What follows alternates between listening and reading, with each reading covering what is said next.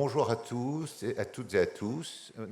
Donc nous nous sommes donné un défi en moins de 10 minutes de vous faire à peu près la synthèse de, de tous les débats de ce matin qui ont été extraordinairement riches. Et donc Samuel, à toi. Merci beaucoup, ce sera nécessairement lacunaire, mais je vous prie de nous en excuser.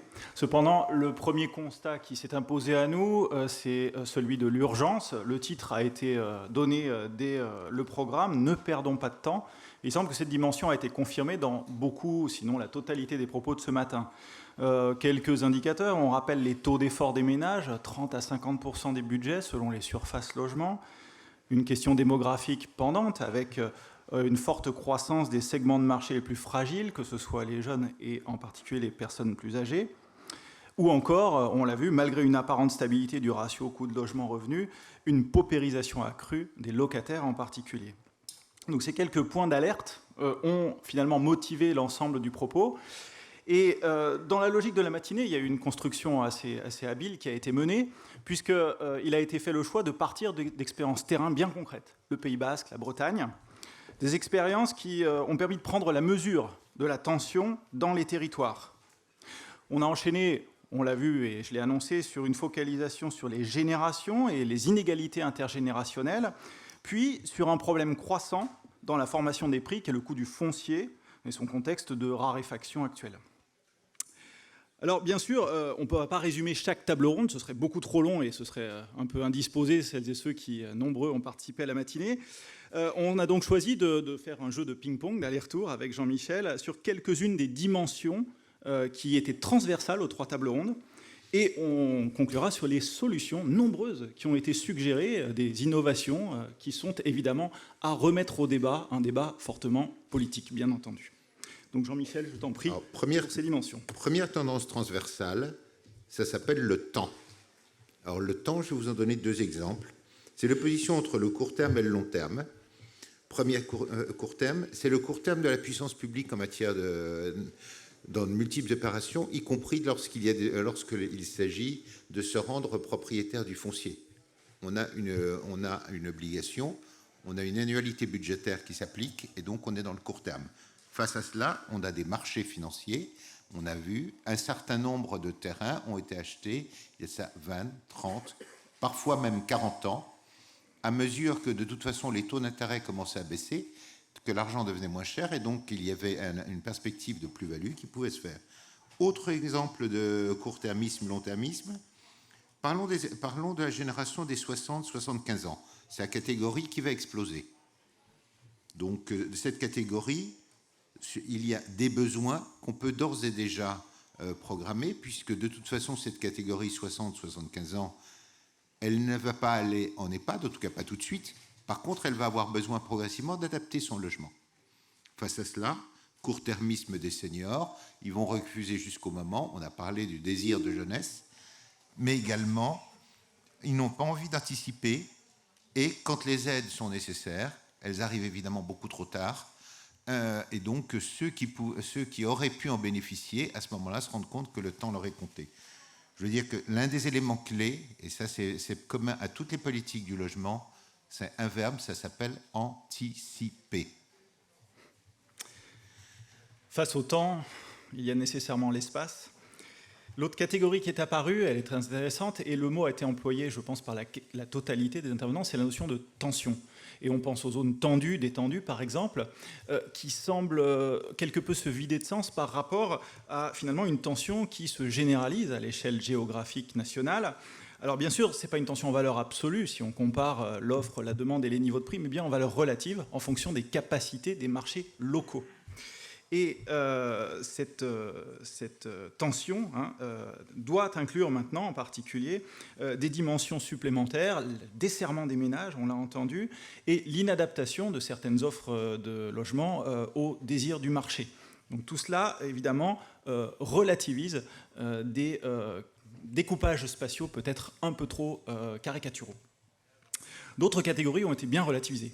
Les vieux, les jeunes, pour le dire de manière triviale. De manière très intéressante, attention, parmi les vieux, bien distinguer les jeunes retraités et la question de la dépendance. c'est vraiment deux segments de marché qu'il faut bien isoler et en particulier sur lesquels il faut revenir, puisqu'on a entendu par exemple sur notamment les plus jeunes retraités leur fort impact positif dans les territoires en termes de dynamisation, d'implication et pour certains également de pouvoir d'achat. Même nuance à faire, le jeune ou les jeunes, une erreur sans doute ou un abus de langage trop commun, bonne distinction entre un profil de surmobilité. Le terme est extrêmement intéressant. La surmobilité, c'est même pas 1 an, c'est 6 mois dans un logement aujourd'hui, pour des étudiants principalement. Et à l'inverse, des jeunes actifs en désir de stabilité, de fixation, sur lesquels il y a une très grosse difficulté à rentrer sur le marché. Donc le mot-clé, c'est peut-être effectivement segmenter un peu plus l'analyse, en tous les cas l'affiner, pour éviter des effets de moyenne abusifs. Et des effets de moyenne, il y en a beaucoup, hein, notamment entendu sur les personnes âgées, en supposant effectivement qu'elles sont plus riches que la moyenne, sauf qu'il y a de plus en plus de personnes âgées en France, et que par définition, l'hétérogénéité s'accroît. Alors, affiner cela, bien sûr, et également, bien sûr, désegmenter par contre les analyses, ça c'est l'inverse. Le logement ne peut pas être traité en tant que tel. Ça, c'est une trivialité, mais c'est très difficile à mettre en œuvre. La question logement, plus c'est difficile, plus parfois on se focalise dessus, alors qu'effectivement, c'est l'inverse qu'on a entendu à plusieurs reprises. Intégrer la question des activités, des transports, et bien sûr, le fort enjeu environnemental aujourd'hui. Tout cela ne peut pas être pensé de manière segmentée. Alors, face à cela, quelle solution ? Alors, quelques lignes de solutions qui sont tout à fait horizontales. La première, c'est simple. C'est déjà mieux connaître ces marchés. Mieux connaître ces marchés pour déterminer une stratégie. Pourquoi cela ? Tout simplement parce que déjà, les collectivités, il y a des collectivités locales, mais il y a surtout des situations complètement différentes. Et donc, par définition, il faut une analyse objective. Et ça, quoi que l'on veuille faire, quelle que soit la raison pour laquelle on veut le faire, chaque collectivité a besoin de connaître ses marchés, savoir où elle intervient, quelles sont les tendances fortes, démographiques, en matière de logement, est-ce qu'il y a plus de jeunes, est-ce qu'il y a plus de vieux, entre guillemets, est-ce que l'on a une démographie positive ou négative, et si elle est positive, d'où vient-elle ? On a parlé par exemple du Pays Basque, plus de 3000 personnes par an, dont 1000 nouveaux actifs qui n'étaient pas sur le territoire. Ça a des conséquences. Donc, une analyse objective, une analyse qualifiée, sachant que les informations sont réparties un peu partout, pas nécessairement immédiatement disponibles. Et donc, une recommandation qui remonte, c'est effectivement de systématiser des observatoires pour avoir une information qui soit quelque chose d'utilisable, de cohérent et qui permette de prendre des décisions globalement et de façon plus détaillée par catégorie.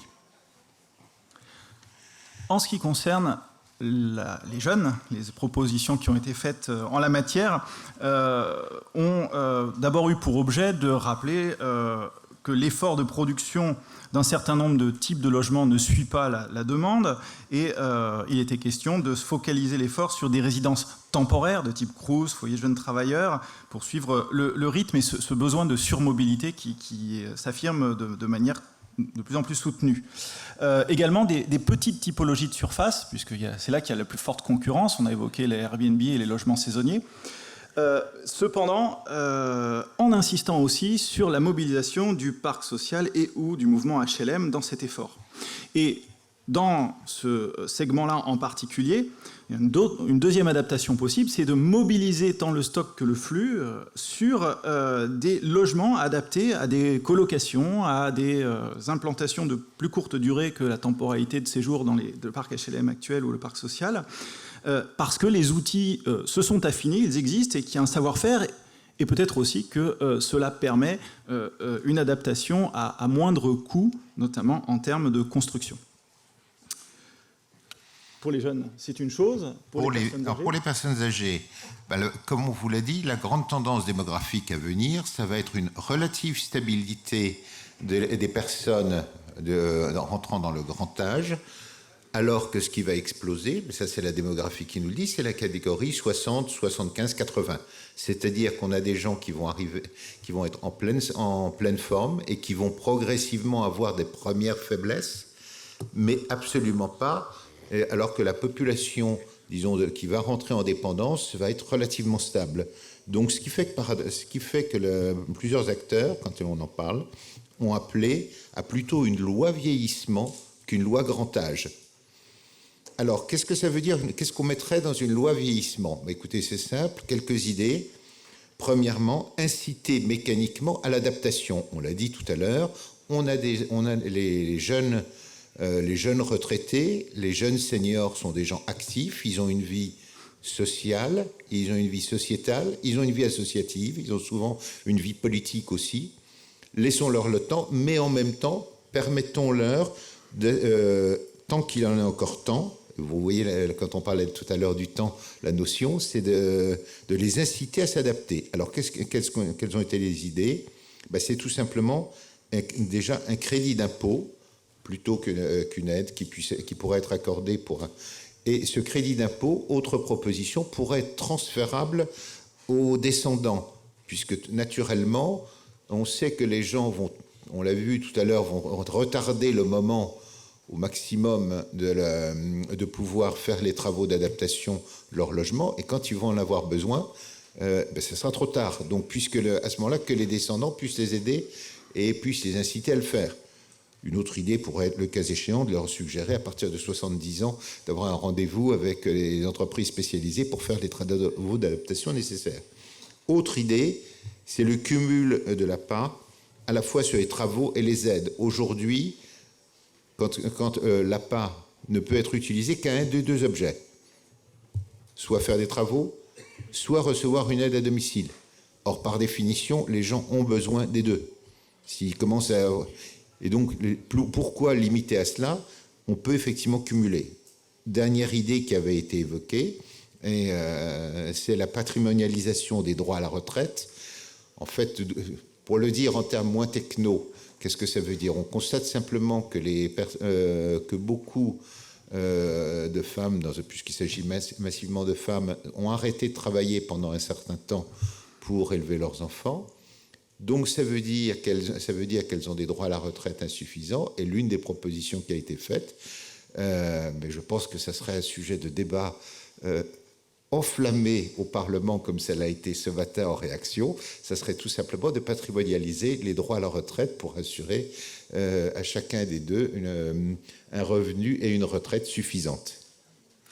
Puisqu'on est sur des débats brûlants, terminons sur la question foncière, où là, les solutions n'ont pas manqué non plus. La première, c'est celle du bon sens, qui consiste à mieux mobiliser des outils existants, du moins de manière plus efficace et peut-être plus anticipée, à travers les PLU, les outils de type ZAD, de type OAP, bref, des périmètres d'études accompagnés d'observatoires efficaces, on l'a dit au départ, de telle sorte à ce que des outils qui arrivent un peu a posteriori, de type préemption, ne soient vraiment que le dernier recours. Évidemment, c'est toujours mieux de négocier l'acquisition foncière plutôt que d'avoir à l'acheter derrière à prix plus coûteux. Donc on retrouve la question de l'anticipation. On l'a dit, le temps est fondamental sur nos sujets. Et c'est évidemment cette difficulté qui s'impose à nous parce que maintenant, c'est le portage foncier qui est pris en défaut pour les collectivités locales parce que c'est coûteux et c'est de plus en plus. Alors, en la matière, bien sûr, il y a des conventionnements possibles avec les EPFL, mais sur des temporalités de 5 à 10 ans, or, on n'est plus sur ces temporalités-là, on l'a dit. Donc là, on a à nouveau une difficulté à adresser cette question foncière, au moins au niveau des collectivités. Alors, bien sûr, il y a une solution radicale qui a été avancée ce matin, c'est la dissociation foncière. La question du bail réel solidaire, par exemple, en fait partie. Mais là, évidemment, on est sur une question d'ordre constitutionnel et fondamentalement politique. Les blocages sont nombreux en la matière. Bien sûr, il y a d'autres solutions qui ont été évoquées ou traversées. Une fiscalité sur les plus-values, qui est difficile à passer, voire qui a été, dans certains cas, rejetée. Ou aussi, bien sûr, une réflexion à mener de front sur l'adaptation du foncier existant pour sa meilleure efficacité environnementale lorsqu'on consomme des surfaces pour construire. Mais tout cela, c'est bien sûr le cœur du débat aujourd'hui. On l'a dit et on va le redire, le but, c'est évidemment de susciter des réponses politiques. Là, c'est plus du technique. Voilà, et pour terminer, donc la dernière solution qui, elle, va faire un petit peu plus consensus, c'est la territorialisation. Je crois que tout le monde est à peu près d'accord aujourd'hui pour constater qu'il faut cesser d'imposer des règles uniformes décidées de Paris. en considérant que tous les territoires sont les mêmes.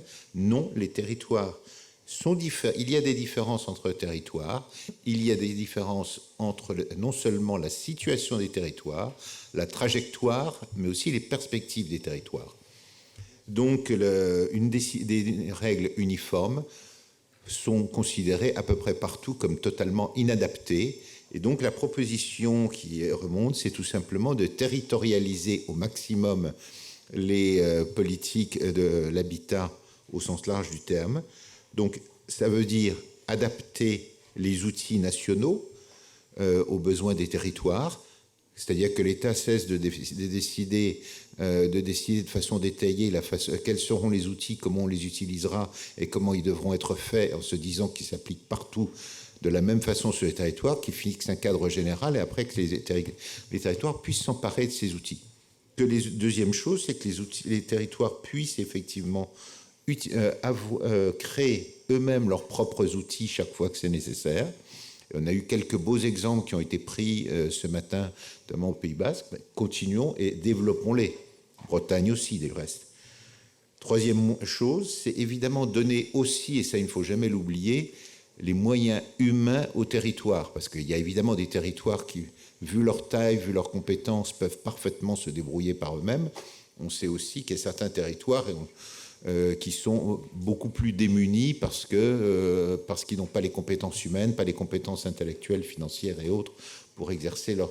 Et donc, il appartient à ce moment-là, justement, au nom non pas de l'égalitarisme, mais de l'égalité entre les territoires, de donner effectivement, le cas échéant, des moyens, un peu comme on le voit, par exemple, c'est ce qui se passe pour certains programmes, Petite Ville de demain. Enfin, dernier point, donc une fois que les territoires ont pu établir leur politique, donc et leur laisser faire, qu'il s'agisse pour cela des outils, mais aussi des aides, le cas échéant, et on voit ça s'est déjà produit, pourquoi ne pas envisager tout simplement de contingenter, puisque si l'État a véritablement peur que ça dérape ou que les collectivités décident n'importe quoi, à ce moment-là, qu'on contingente les possibilités d'aide, mais ce qui est important, ce n'est pas tellement la somme totale, c'est surtout que ça soit bien utilisé, et ceux qui vont bien l'utiliser sont ceux qui sont les plus proches du terrain. C'est du moins ce qui était clairement remonté comme à peu près toutes les tables rondes, et qu'on vous laisse en réflexion et en conclusion pour les tables rondes de cet après-midi. Merci Jean-Michel, merci Samuel.